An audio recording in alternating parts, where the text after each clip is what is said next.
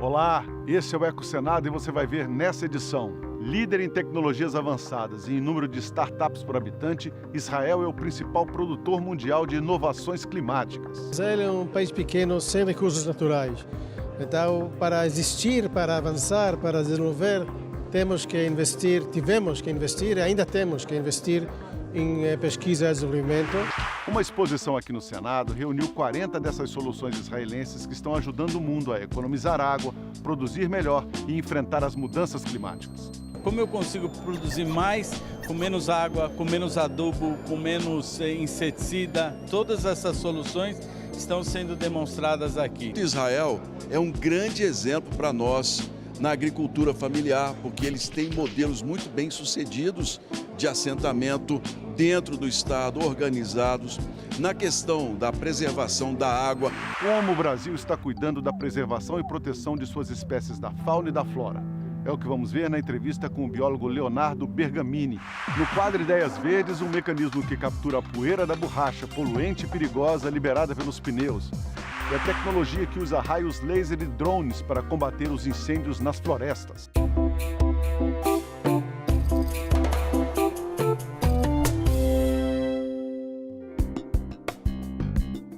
Belém, capital do Pará, será a sede nos dias 8 e 9 de agosto da Cúpula da Amazônia, que vai reunir os chefes de Estado dos 8 países que integram a Organização do Tratado de Cooperação Amazônica.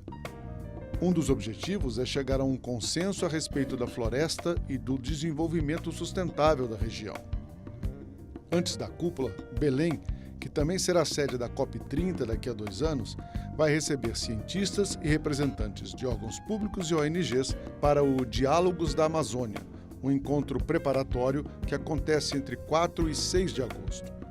Mais informações sobre o Diálogos, acesse www.gov.br/Participa Mais Brasil. O Senado analisa o projeto de lei 4.129 de 2021, que estabelece diretrizes para a elaboração de planos de adaptação às mudanças do clima no Brasil. De autoria da Câmara dos Deputados, a proposta busca preparar o país para os efeitos ambientais, sociais e econômicos das mudanças climáticas. O texto será discutido primeiro na Comissão de Meio Ambiente, onde o senador Alessandro Vieira é o relator. Especialistas, representantes do governo e da sociedade civil já vieram ao Senado debater o projeto.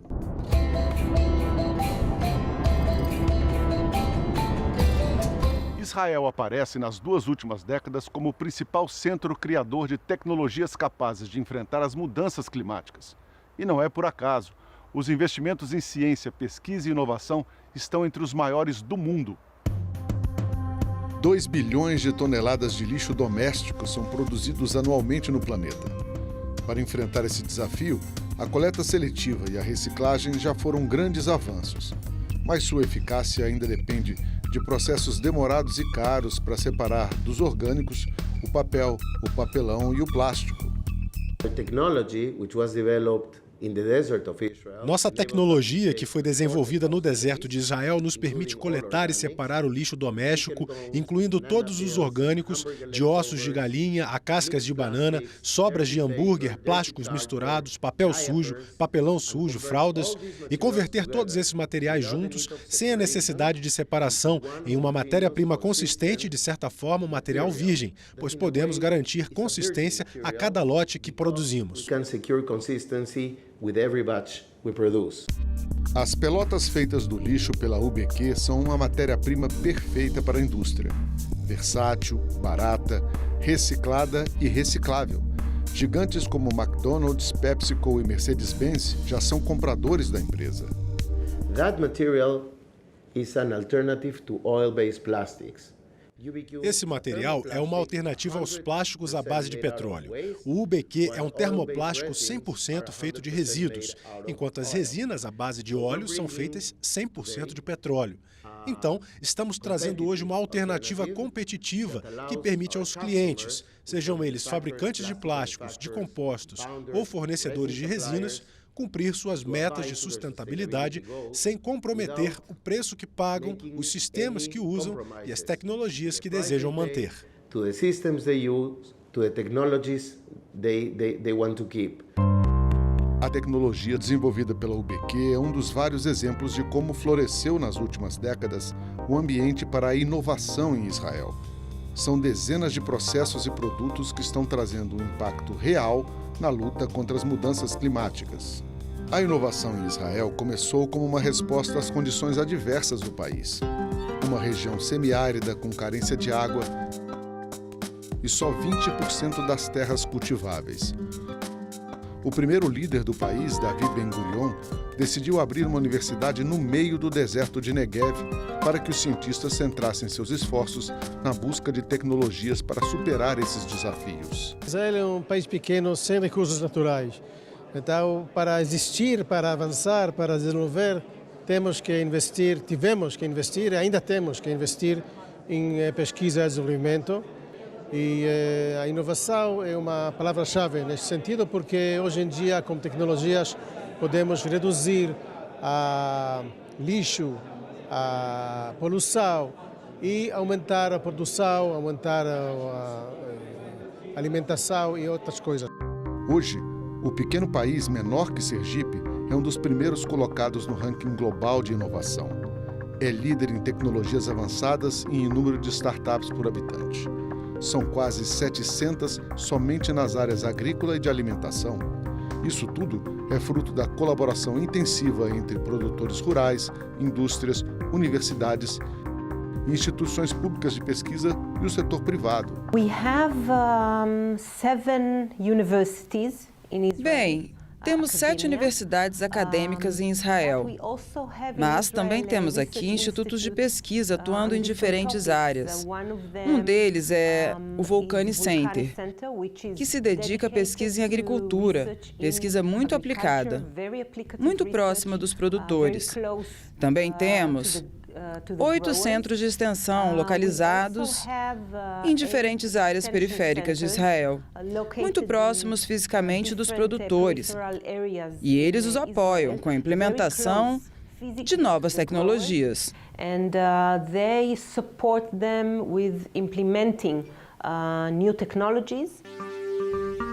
A legislação faz a sua parte. Há incentivos fiscais para empresas estrangeiras investirem no setor da inovação. O governo oferece bolsas de emprego para centros de pesquisa e grandes companhias, cobrindo, em média, 25% do custo dos salários para cada novo funcionário durante 4 anos. Uma agência oficial de fomento à inovação apoia e divulga o trabalho das empresas. A ciência e a inovação são consideradas essenciais para enfrentar as alterações do clima. Um estudo da consultoria BCG revelou que as tecnologias capazes de mitigar 75% dos efeitos dessas mudanças ainda estão longe de serem efetivamente implementadas. Mais ainda, as soluções para reduzir 1/3 de todas as emissões de gases do efeito estufa sequer foram inventadas. Os desafios das mudanças climáticas são enormes e somente se colaborarmos e trabalharmos juntos nesses desafios, poderemos resolvê-los. Não temos outra escolha, temos que resolvê-los. Não podemos esperar pelos formuladores das políticas globais, nem por mudanças nos hábitos de consumo. Precisamos inovar para trazer inovação disruptiva que possa resolver os problemas que estamos enfrentando como humanidade. Israel investe 4,1% do seu PIB em pesquisa e desenvolvimento. É o dobro da média dos países mais ricos do planeta. Com um sistema educacional de alta qualidade, apresenta uma das maiores taxas de diplomas universitários e publicações acadêmicas, atraindo para lá mentes criativas de todo o mundo. Tem a maior taxa de engenheiros e cientistas per capita.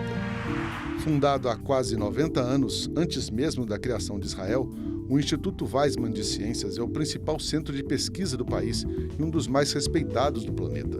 São 2.500 pesquisadores, pós-doutores e estudantes com 6 prêmios Nobel no currículo. O Weizmann anunciou nesse ano a criação de um instituto específico para, nos próximos 10 anos, buscar novas tecnologias que enfrentem a emergência climática. O diretor é o biólogo Ron Milo. In Israel, we're a small country Em Israel, somos um país pequeno e nos especializamos em um espírito empreendedor de startup. É por isso que muitas vezes somos chamados de a nação startup. E muitos de meus amigos, assim como eu, no Weizmann Institute em Israel, estão trabalhando para descobrir como utilizar a ciência para fazer descobertas transformadoras, que ajudem com os grandes desafios que temos para a água, para a energia e para a conservação da biodiversidade. E isso está na essência da forma como abordamos essa questão, fazendo ciência básica que realmente nos leve ao desconhecido com base em pesquisas motivadas pela curiosidade.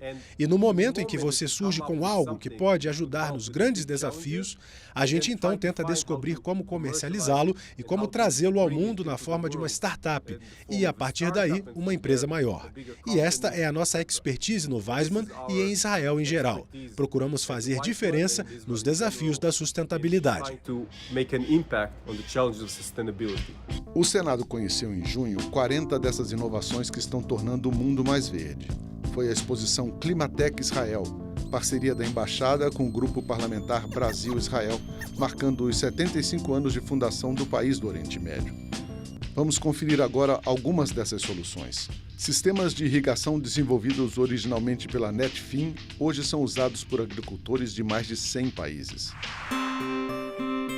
A Aruga criou robôs que usam câmeras e inteligência artificial para identificar na estufa flores prontas para polinização e replicar o processo, só que sem abelhas. A Thalia desenvolveu uma bandeja para cultivo de mudas que direciona água e fertilizante para a raiz, além de proteger contra ervas daninhas e temperaturas extremas. Temos experiência em enfrentar estes problemas ambientais por muitos anos, coisas que nós desenvolvemos lá em Israel para superar parte dos desafios de mudanças climáticas, e espero que algumas deles podem ser relevantes para o Brasil, além da diferença de tamanho e de natureza. Nenhum país pode superar os problemas e os desafios sozinho, e parte do assunto é realmente a cooperação e a compartilhar informação e os métodos e tecnologias nesta área de meio ambiente e outras também. Junto podemos fazer mais. Robôs voadores autônomos da startup Tevel colhem os frutos e fazem a poda em pomares. A Suplant, usando inteligência artificial, analisa dados de sensores para evitar que plantas passem por estresses hídricos e tenham seu crescimento prejudicado. Colocado dentro das colmeias, o sistema Bee Hero rastreia a saúde das abelhas e aumenta o rendimento dos apicultores. Abastecida por energia solar, a colmeia BeeWise abriga 2 milhões de abelhas e detecta e anula qualquer ameaça à saúde das moradoras, sejam pragas ou alterações climáticas. O que Israel está procurando hoje é como produzir mais com menos. Então, tudo que vocês estão vendo aqui é agricultura de precisão, é para dar exatamente essa resposta. Como eu consigo produzir mais com menos água, com menos adubo, com menos inseticida? Todas essas soluções estão sendo demonstradas aqui. Muitas aplicações que já podem ser utilizadas para a agricultura familiar. A Electron usa bobinas de cobre sob o asfalto para recarregar os carros elétricos em pleno movimento. A Sol Code utiliza os próprios raios do sol para reduzir as temperaturas de prédios, veículos e contêineres, graças a um revolucionário revestimento aplicado na superfície de qualquer objeto. Minúsculos satélites controlados pela Terra Space Lab combatem de forma mais rápida incêndios florestais, detectam extração ilegal de madeira e monitoram a emissão de gases.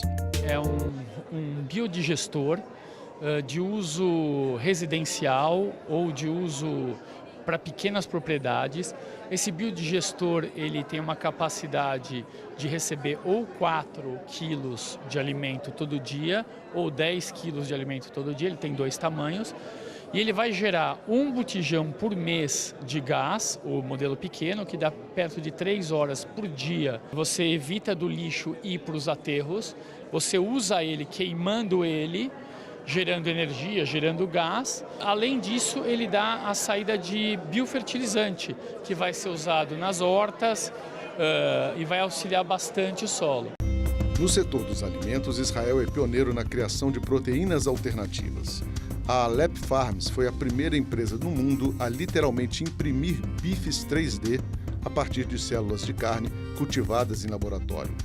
Também usando o 3D, a Oshi produz filés de peixe à base de plantas, enquanto outra startup, a Flying Spark, usa larvas de moscas de fruta para criar uma proteína que imita peixe, frango ou carne. Presidente do Grupo Parlamentar Brasil-Israel, o senador Carlos Viana disse que é importante para o país trazer para cá experiências que melhorem nossa produção e nossa qualidade de vida. Israel é um grande exemplo para nós na agricultura familiar, porque eles têm modelos muito bem sucedidos de assentamento dentro do Estado, organizados. Na questão da preservação da água, a vinda aqui dos técnicos de Israel, das empresas, da embaixada, é um passo na direção de nós juntarmos os dois países naquilo que realmente pode nos ajudar ao desenvolvimento. Eu quero, como presidente desse grupo, ampliar essa troca de informações e fazer com que, inclusive, o novo governo possa visitar novamente Israel, lá ser recebido juntamente com o parlamento de uma forma muito melhor do que em outros momentos. A questão agora é nós buscarmos os interesses comuns, não as diferenças. Daqui a pouco no Ecosenado, o que podemos aprender com o relatório sobre as espécies ameaçadas nos biomas brasileiros. Uma startup inglesa criou um mecanismo que captura até 60% das partículas expelidas pelos pneus, segunda maior fonte de poluição do ar nas grandes cidades e de microplásticos nos oceanos. As partículas são atraídas por eletroestática para um compartimento atrelado ao pneu. Mais da metade das partículas recuperadas eram do tipo mais prejudicial à saúde humana e ao meio ambiente, invisíveis a olho nu. O material recolhido pode ser usado em novos pneus, tintas, corantes, betume ou mesmo nas solas dos calçados. Vem de Israel a nova ferramenta para combater incêndios florestais. Guiado por inteligência artificial, o sistema FTF emite um raio laser que corta as folhas nas copas das árvores, um dos principais combustíveis nesses casos. Isso cria uma linha de controle impedindo que o fogo se espalhe e permitindo a extinção mais fácil e segura do incêndio. O sistema não usa material ou carga, o que torna um método mais eficiente e econômico. Reduzir a duração e a extensão dos incêndios florestais é essencial para o combate à emissão dos gases do efeito estufa. O mecanismo RED+, nasceu de uma parceria entre pesquisadores brasileiros e americanos e entrou em vigor por decisão da Organização das Nações Unidas a partir de um longo debate em sucessivas conferências sobre as mudanças do clima. A sigla quer dizer Redução das Emissões por Desmatamento e Degradação Ambiental. O objetivo é remunerar as nações em desenvolvimento que mantêm suas florestas de pé. As florestas tropicais são responsáveis por capturar 1/4 de todo o carbono do planeta. Os projetos RED+, podem ser apresentados por países, estados ou municípios. Cada tonelada de emissão de dióxido de carbono que for reduzida ou evitada rende 1 crédito. Esses créditos são vendidos a quem precisa reduzir o impacto de suas emissões de gases do efeito estufa e as receitas investidas na manutenção de florestas e no manejo sustentável de seus recursos.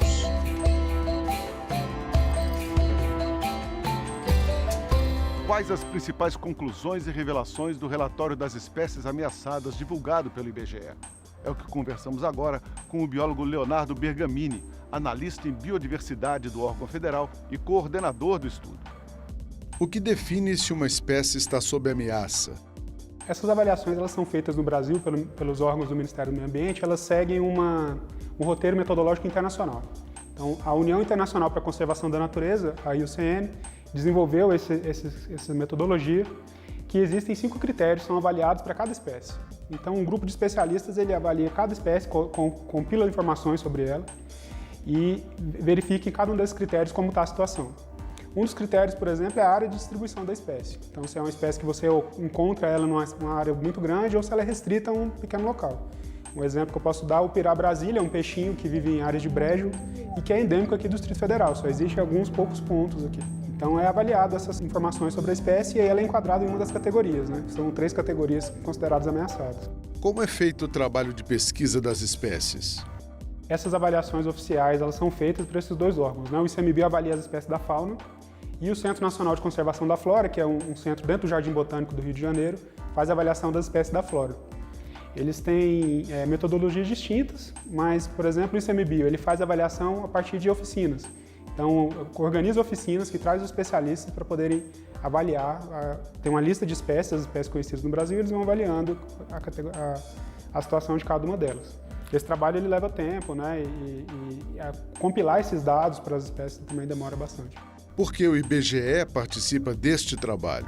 O IBGE é o órgão oficial de estatística do Brasil. Então, é o papel do IBGE compilar essas informações, organizar essas estatísticas. Então, no caso das espécies ameaçadas, esse projeto é inserido na contabilidade de ecossistemas, que é um dos ramos da contabilidade ambiental. O IBGE é o órgão que produz o PIB, né, o cálculo das contas nacionais. E vem sendo discutido internacionalmente uma evolução desse cálculo do PIB para levar em conta não só as riquezas produzidas na economia, mas também capturar melhor as riquezas ambientais que o país tem. E também como o processo de produção afeta esse capital natural. O IBGE tem trabalhado nisso, tem avançado nessas contas com várias outras instituições parceiras, já produzimos contas da água, contas de energia, né? E dentro desse âmbito dos ecossistemas, o IBGE também está começando a avaliar essas informações sobre biodiversidade. O que os dados mostram em relação à nossa biodiversidade? A gente tem espécies nas diversas categorias de ameaça, né? Desde aquelas que são pouco preocupantes, ou seja, são aquelas que têm uma distribuição ampla, têm uma quantidade boa de indivíduos, né? São mais resistentes, resilientes aos impactos, mas também foram observadas espécies tanto na pior categoria, que é a extinta, então são espécies que já não existem mais. Na natureza. Na natureza, não, e extinta total, não existe nem exemplares em cativeiro. É um exemplo que entrou nessa atualização de 14 para agora de 2022, a divulgação de 2022, tem uma espécie de anfíbio da Mata Atlântica, que tem apenas poucos registros na região de São Paulo, e desde que ele foi descrito nos anos 60, nunca mais foi encontrado nenhum indivíduo. Então, finalmente, agora ele foi declarado como extinto, porque já foram realizadas várias pesquisas nos locais onde ele foi descrito originalmente e não foi encontrado mais. Então, tem evidência de que essa espécie já foi extinta. O Brasil é o país mais rico do mundo em biodiversidade, tanto de flora quanto de fauna, né? A gente pode afirmar isso. E, então, é um desafio muito grande fazer essa avaliação completa para o Brasil. A gente tem esses esforços institucionais para produzir essas informações e é muito importante a gente entender como está a condição dessas espécies, não só pela conservação da espécie em si, mas de todo o ecossistema que ela faz parte. Ela está ali vinculada com outras espécies, interage com o seu meio e a partir disso a sociedade deriva benefícios, deriva serviços dos ecossistemas. É importante a gente entender como está a situação, a condição desses ecossistemas para gerenciar eles melhor. Que fatores levam à extinção de uma espécie no Brasil?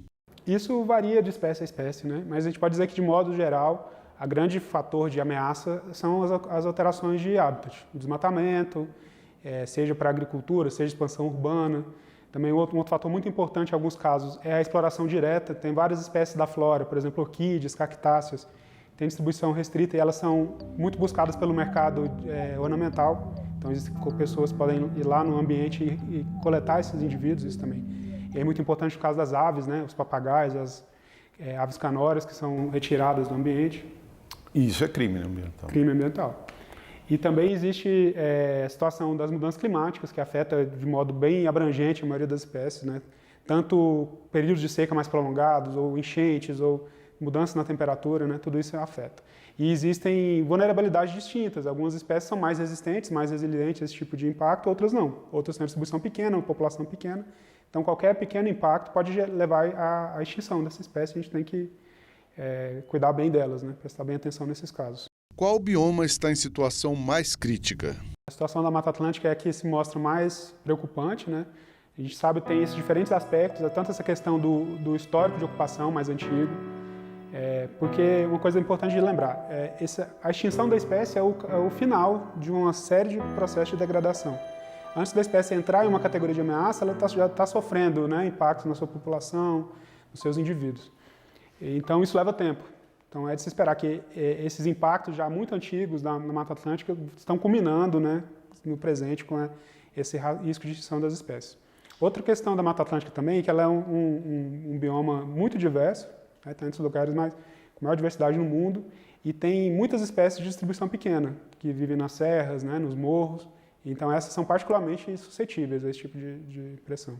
E apesar de a situação de muitas espécies da Mata Atlântica estar assim crítica, sob ameaça, ao mesmo tempo a gente recebe notícias de descoberta de novas espécies na Mata Atlântica, né? Mostrando que o bioma ainda está, apesar de muito castigado, ainda está bastante vivo, né, Leonardo? Isso é ponto comum no Brasil todo, a diversidade tão grande, e a gente tem uma carência muito grande de pesquisadores, né? Não tem pessoal suficiente para catalogar toda essa diversidade. Então, esse ritmo de descobertas ele é ainda muito abaixo do que seria necessário para conseguir descrever a diversidade do Brasil, né? Então, a gente tem descrições de novas espécies quase que diariamente, tanto da flora quanto da fauna, em todos os biomas. Pampa e sistema costeiro são os casos, então, menos preocupantes? A gente tem uma questão da própria área, né? A extensão desses biomas, as áreas maiores têm mais espécies, né? Uma questão só de amostragem. E também existe um viés também nesse estudo, né? Tem áreas que, apesar de serem importantes, ainda são pouco estudadas. Eu posso citar, por exemplo, o próprio Cerrado. O Cerrado tem uma diversidade muito grande, mas ainda carece muito de pesquisa. A gente tem ainda muitas áreas de um pouco conhecimento, tanto no Cerrado, quanto outro bioma também muito importante, a Amazônia, né? Tem uma diversidade muito grande, mas tem muitas áreas de difícil acesso, muitas áreas ainda pouco estudadas. E são dois dos biomas brasileiros mais ameaçados por destruição, né? Sim, a gente pode dizer assim, em termos absolutos, né, na quantidade de área convertida, com certeza o Cerrado e a Amazônia, né, vão estar nas primeiras posições. A gente tem taxas de conversão muito grandes. E a gente ainda não entende muito bem como isso vai impactar a diversidade. Certamente tem um impacto, mas precisa de mais monitoramento para entender. Qual o trabalho feito na Estação Ecológica do IBGE no DF? O IBGE recebeu essa área na época da fundação de Brasília, né? O IBGE trabalhou na demarcação do território de Brasília e instalou aqui suas equipes da cartografia, geodésia. Em 75, essa área foi convertida na unidade de conservação para pesquisa científica. Então, é uma área que foi criada para entender a biodiversidade do Cerrado, né? Como eu estava falando, ainda é um bioma, até hoje, ainda é muito pouco estudado, ainda carece muito de informações. E para entender, não só conhecer o Cerrado, mas entender como a ocupação humana impacta isso. Então, aqui nessa reserva foram estabelecidas diversas pesquisas ecológicas de longa duração. Tivemos aqui um projeto que estudou o efeito do fogo no Cerrado, através de tratamento experimental, efeito da fertilização, efeito de mudanças climáticas, um aumento ou diminuição da chuva. Então, desde os anos 70 até hoje, é uma área que é intensamente pesquisada, tanto pelos pesquisadores do IBGE, mas também por várias instituições parceiras, não só do Brasil, mas internacionais também. O EcoSenado acaba aqui. Obrigado pela companhia. Se você quiser rever ou compartilhar este ou qualquer outro programa da TV Senado, acesse nosso site senado.leg.br/tv. Também estamos no YouTube e nas outras redes sociais. Abração, até a próxima.